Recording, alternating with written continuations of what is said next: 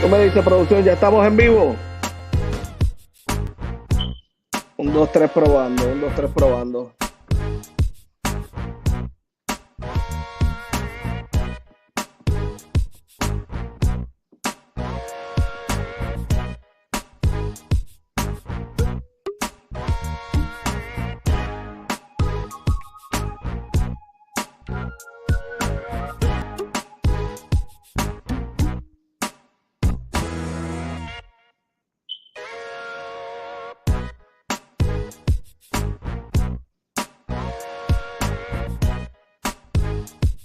Un, dos, tres, nos escuchamos, mi gente. Se escucha por ahí. Escríbame en el chat si se escucha.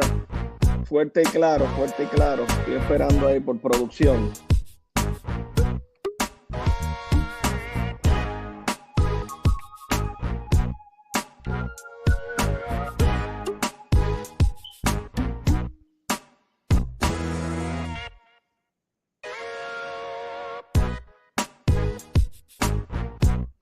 Bueno, mi gente, estamos en vivo, ¿Qué producción está cambiando una foto que tenemos que arreglar? Saludito por ahí. Dímelo, Michelle, saludo a la gente de Tampa Bay, la ciudad más trending de los Estados Unidos. Estamos ready, vamos para encima, estamos en vivo. Estamos en vivo. Vamos a esperar por Alysha. Alysha todavía no ha entrado, vamos a ver. Aquí está. Bueno, saludos mi gente de Tampa Bay, de la ciudad más trending en los Estados Unidos. Estamos emocionados porque este es nuestro primer podcast con la primera entrevista. Perdonen que el último podcast se borró, ya que íbamos a hacer un podcast para práctica. Ese podcast fue para práctica. Se pueden inscribir en las redes sociales, Instagram, Facebook Live, YouTube, Twitter. Pueden ir a nuestra página web boricuasentampa.com. Síguenos en LinkedIn, que es el profile más profesional. Acuérdense que estamos empezando y hay errores técnicos y todo eso, pero estamos ready. Y yo me siento súper contento porque tenemos una invitada y la entrevista va a ser Spanglish. You know, guys, we got an amazing person right now with us. This interview will be amazing. She's running for the school board, District 6 in Tampa. This is the Hillsborough County, the county like represent the city of Tampa Bay. That means, guys, this is impressive. Alysha, how are you? Good evening. I'm doing good. How are you guys? Do you can say something in Spanish? Hola, mi gente. Hola, mi gente. That's good. That's good. My Spanglish is okay. Oh, it's like my English. It's okay. Escúchame, por favor. My Spanish is awful. That's really nice. Ali, the community called you because they liked you. The community, your friends, your family, called you Ali Bari, right? Yes. Yeah. You can do a presentation. Who are you? You come to Tampa Bay. You live here. You're trying to run for this candidacy. Why? I know you got kids and family, and you want to represent the school board. Yeah, so I'm a veteran. I was in the Army. My husband is a 20-year veteran, so we understand what that sacrifice for freedom is. I grew up military. My husband has military in his family, so we really understand that sacrifice to maintain our freedom. And 2020 was an eye-opener for me and for a lot of people. I've been politically involved, though, for about 6 years, advocating for parental rights, religious, medical, educational freedom, advocating for children with special needs, as I have one, and children that are medically complex, and building relationships with our local elected representatives in order to hold them accountable for what they do when they're in office. I've been doing that for 6 years. I do that with a national parent-led organization. I'm their director for Mom Group, for Mom Force. It's like a mom-led initiative program that we do. We get out mom vote and like all these things. So it's really awesome. But what led me to run for school board was when they decided to close our schools down, I understood that there was a need to keep our schools open. Children learn better in person than they do through a screen. And when we went to express our feelings and our concerns about the closing of our schools, because it was going to leave children that are disabled without their resources that they are required to have through the district by law, without those, it was going to require children that depend on our schools for food. Without food, it was going to keep our families that don't have access or didn't have access to Wi-Fi or internet without those things. And being that we were closing our schools, leaving it with no option, right? It caused a lot of disparities. And when I went to go and express my concerns about this, especially children that are being abused at home and schools like their escape, we were treated more like domestic terrorists than we were concerned parents. And when our school board decided to take that, what the DOJ said, that all parents that go to the school board to express their concerns are domestic terrorists, our school board decided to kind of take that as a lead and kind of stifling parents' voice. I was like, oh no, we can't do this. This can't happen. So I fought them, and I was tired of being ignored. I was tired of seeing things that were happening that just nobody was really paying attention to. We need stronger leadership on our school board. Our schools are struggling. They have been for a very long time, and it's a lack of leadership.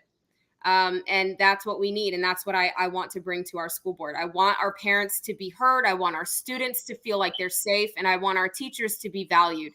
And none of that is happening right now. Let me explain that in Spanish to the community and try to make a definition about what is a school board, because in our country, in Puerto Rico, we don't have that. We got a Department of Education, but that's it. And they work by district. And I know the other Latin community like Cuba, Venezuela, Colombia, Dominican Republic is the same thing. I will try to explain to them in Spanish because it's the first time, maybe a couple of them are hearing about a school board. And that's what I make a presentation about what you said about your academic, military career and everything. Bueno, mi gente, como ustedes escucharon, Ali, ella está corriendo para el distrito número 6, que es el distrito número 6. Es el distrito completo de todo el Hillsborough County. Un school board es un representante de su comunidad que va al superintendente del Hillsborough County representando los padres, los community leaders, los líderes comunitarios, representando staff members de la escuela que traen algunas cosas que necesitan su comunidad o su escuela al superintendente para hacer policies o algún tipo de ley a favor de esta escuela y traer todos estos tipos de problemas que tiene la comunidad, padres, personas que tienen niños con impedimentos que necesitan otros tipos de ayuda y todas estas cosas. Ellos se encargan de hacer un review de todas estas pólizas y luego votan a favor o en contra, que vamos a traer varias de ellas esta tarde. Así que Ali estuvo en el ejército, ella es una veterana, ¿verdad?, del ejército del Army con su esposo, 20 años de carrera. Tienen una familia que cree en freedom of speech, ellos creen, ¿verdad?, la libertad de expresión, religión, en todo lo que es conservador, ¿verdad? Como padres, ella se levantó luego de los cierres de las escuelas en el 2020, porque yo igualmente me sentí así, que nos sentíamos como que estábamos aguantados y no nos dejaban salir y que nuestros hijos fueran escuchados. Entonces, ese tipo de cosas fue lo que trajo a candidatos ahora como Ali a representarlos a usted en el distrito, lo cual es muy importante, y vamos a tocar varios temas que usted probablemente desconoce. Así que es una bendición para Boricuas en Tampa Bay, para la comunidad latina, que ella pueda representarnos, y ella tiene sangre latina también, así que nos va a representar a nosotros, la comunidad latina. Y yo le aseguro que en su oficina va a haber alguien que habla español. Yes, that's right. Well, Ali, I do the presentation in Spanish. Thank you. I got it. I got what you said. That's cool. That means Grandma showed you a little Spanish. For me, it's really important couple of subjects. I know the school board represent the community, the parents, right? Yes. That the old school board, just only like 2 members was agree with a lot of the decision, like parents once. Right. And they became a fight between parents versus the school board. Yes. That means the people like is paid by you, like it's supposed to represent you, was against the people who pay the taxes. Yes. And they was against the community. And these parents was struggling with the situation. Parents like me, like I work 100% of the time, 40 hours a week. I travel to Clearwater. I work in the pharma industry. That means take me a lot of time and responsibility because we create medicine. And then my kids was in home doing homework and taking online classes. Do you think without the parents in the house, the kids were learning something? No. My daughter failed like 3 classes and she repeated in the summer. I mean, all the summer, like it's supposed for a kid, play, go vacation. She was doing homework, even when we are traveling, the cell phone or tablet. Right. I mean, we struggling like parents and see my daughter crying because she got a F in the test or something like that. It's nobody explaining to her this class or the subject. We need to go to YouTube and try to find information there or online Google, and then we was missing all this information. That means that I'm agree with you in that part. Mass mandate, all this crazy thing that these people bring to the community was really bad. Right. I know you want to talk about a couple of subjects. If you want to start with one of them, let me know. I know a lot of people is requesting in the chat the taxes. Yes. About So I'll do, so first thing is first is that we need to make sure we understand what the proper role of government is. Government does not grant you your rights. Your rights come from God. And government cannot tell you what is best for you. They can only give you the information that you need in order for you to make the proper decision. They are not allowed to make medical decisions for you because that is not their job. Their job is to protect your rights and create policy that doesn't infringe upon your constitutionally protected rights. That is first and foremost. Now, we have to also understand the proper role of the school board office. And what that is they balance the budget. They make sure they follow the law by creating policy that codifies the law into policy for the superintendent to create rules so that the school administration and the school teachers can follow those rules and how they can follow the law properly. That, and to be an activist or an advocate for their constituents, the people that they serve. That is the role of a school board member. We are not instructional. We don't go into classrooms. We're not teaching kids. It's like we are on a business board for like CEOs. That's what the board does. That's the function. So the tax situation is a problem. We have $3.5 billion in our budget, and they can't afford to pay our teachers. Why? Let me tell production. Production, put the first picture about the taxes for the people see what we are talking about. And now you can explain this situation. So we're gonna go down a little explanation here. Stronger Schools for Stronger Hillsborough is a non-profit organization that funded all of this information here to inform the public on why we need to tax ourselves, right?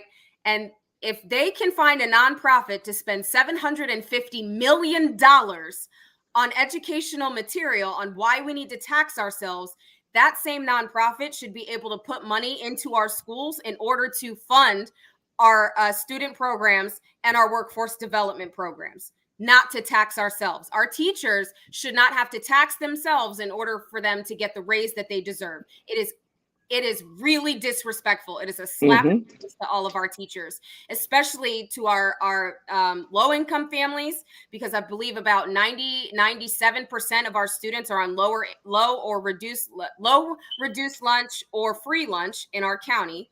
And we have the largest retired community here in Hillsborough County. So that means they're on fixed income.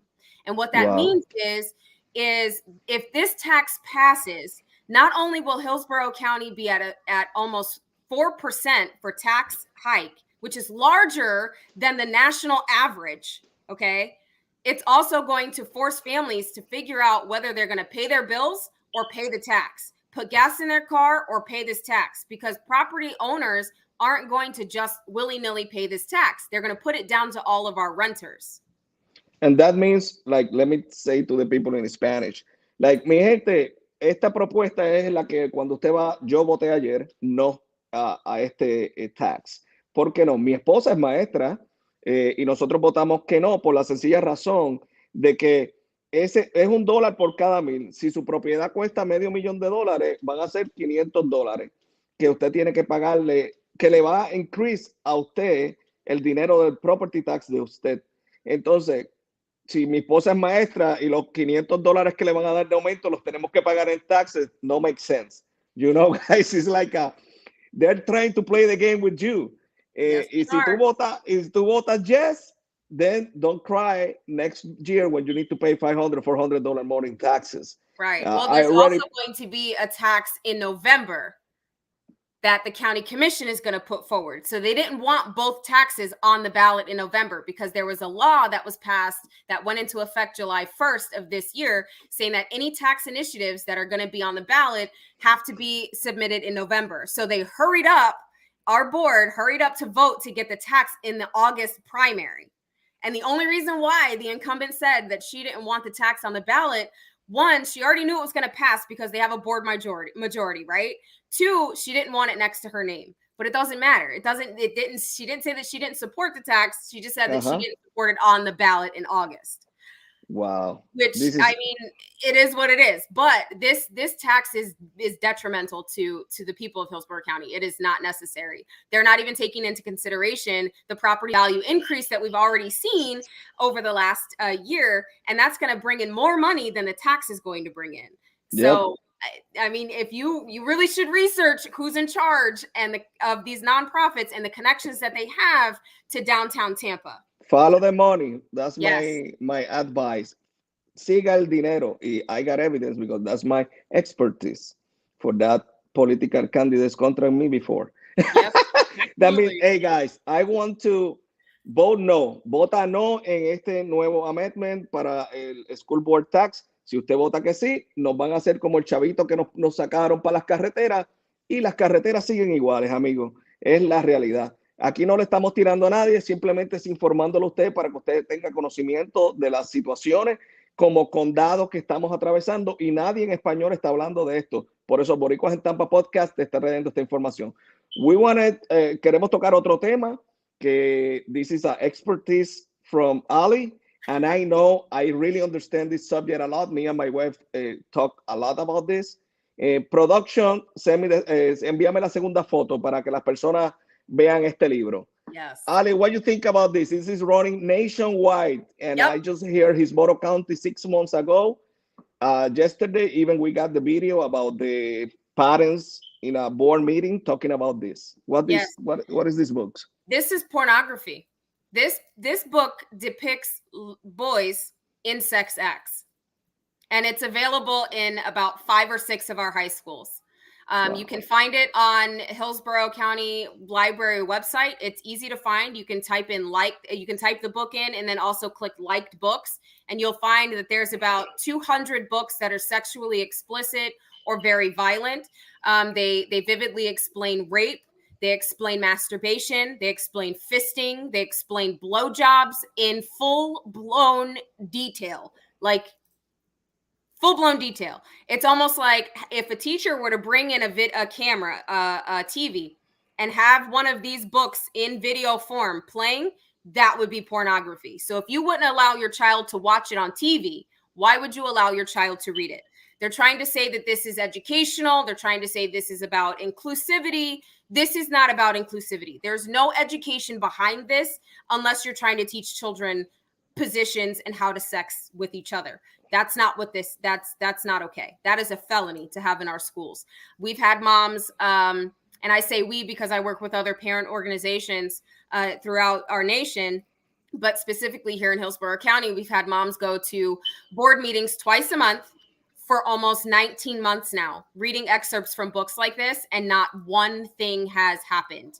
We have had 2 board members, just two, and one of them, none of them are the psychologist that's on the board who specializes in trauma. The 2 board members have gone to our state legislature to figure out how how these books got here. What can we do about them? I myself and several other parents on their own have gone to the sheriff's department. We've gone to the police department. We've contacted the federal agencies, and that nobody knows what to do, because nobody can understand how they even got into our schools. Now, what we're not trying to ban or burn the books, right? What we're trying to do is remove access from pornography for these students. 1 in 4 men are addicted to porn. That increases violence towards women. It's detrimental to their mental health, to their physical health. We don't need children feeding the pornography industry. That is what this leads to. This also leads to human trafficking. We are 3rd in the country for calls to the human trafficking line. This is not okay. And the people don't understand what is happening in Hillsborough County. I want to explain in Spanish. We still have like 10 minutes. Okay.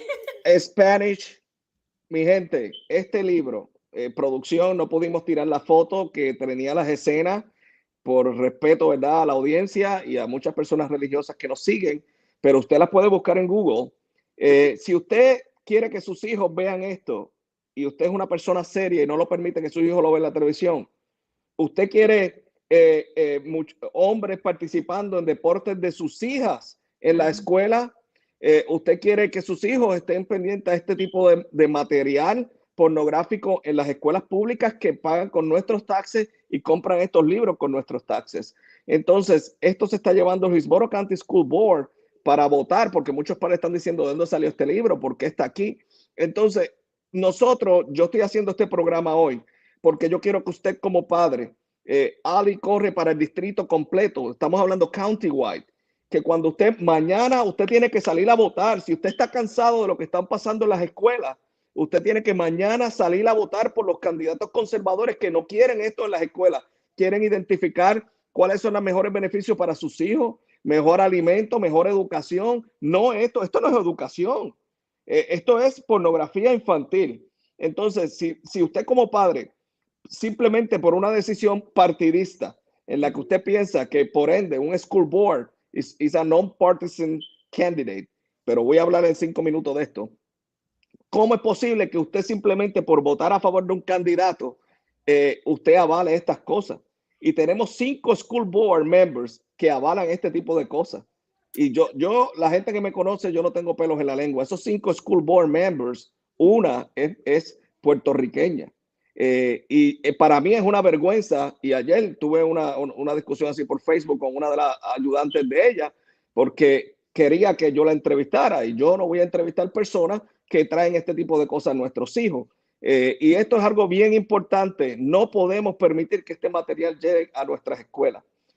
Ali, this is insane. You know, like bring this to our kids.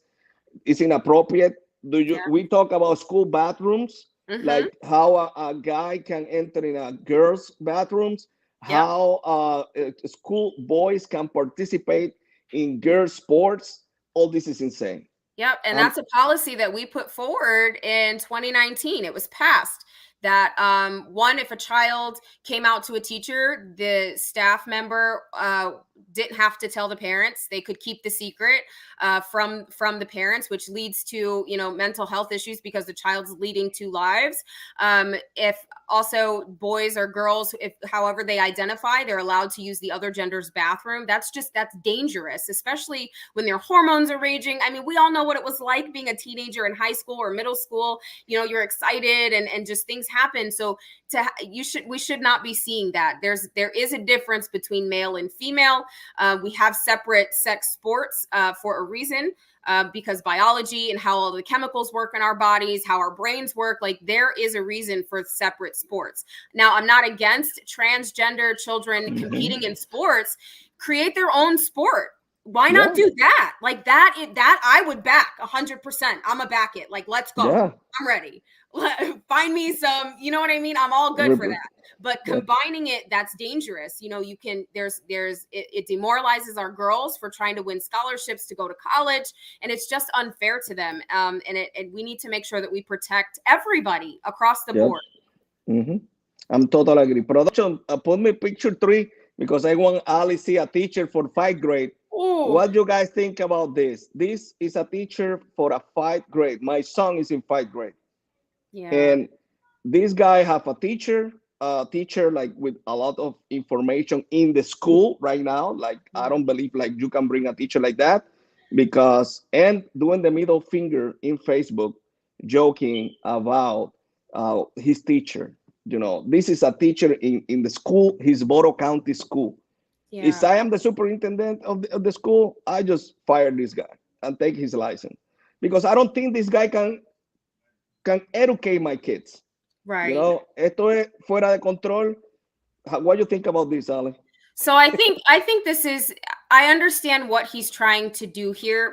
But where I get concerned is the bill that he's talking about is the Parental Rights and Education bill that limits instruction for sex and gender ideology from K to third grade. So that's 5 to 9-year-olds. Nowhere in that bill does it say you can't say the word gay. Nowhere in the bill does it say that you can't talk about gay, that teachers can't say that they have a wife or a husband if that's what it is. The issue is teaching children gender ideology at a young age. That is not the teacher's place. The teacher did not go to school to teach children about gender ideologies. The teacher went to school to teach math, reading, science, language arts, like all the arts programs, things of that nature, not gender ideology. That is something, and I believe it's a very small margin here in Hillsborough County. So if those students have those issues, there's protocols for that. They can go to a teacher, but the parents should always be involved in this process. And I just don't believe that this is appropriate. If I do understand that there needs to be a safe space for everybody. Yes, I'm totally agree with that. Everyone, you can't lift one voice and not make sure that everybody else's voice is elevated as well, because you lift one higher than the other, someone else's voice is getting stifled. We need to make sure that all of our children are respected and feel welcomed when they walk into a school building, whether they are transgender or they are not. You know what I mean? Yes. For me, it's a little, I don't know. My kid is in a charter school, and for that, we fight for that. Yes. Real quick, your position is no partisan, right? Yes, no partisan position. Okay. Everybody in Hillsborough County can vote, whether you're Republican, Democrat, or nonpartisan NPA, non-party affiliate. You can vote tomorrow. That means I want everyone tomorrow, please take time from your job or go in the morning. You got until 6 p.m., 7 p.m.? 7 to 7. 7 to 7 to go to the closest. If you don't know where you go on Google and research that information. This is a no partisan.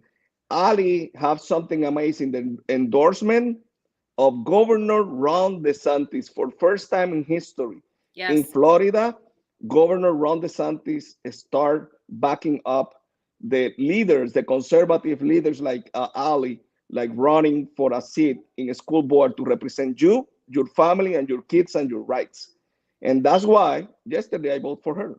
And I make that public, because I believe we need leaders like that, like bring the information to our kids, help, advocates for them. That's what I believe. And I'm really happy to see Governor Ron DeSantis endorse you. I would say in Spanish a couple of words really fast, because we got 2 minutes.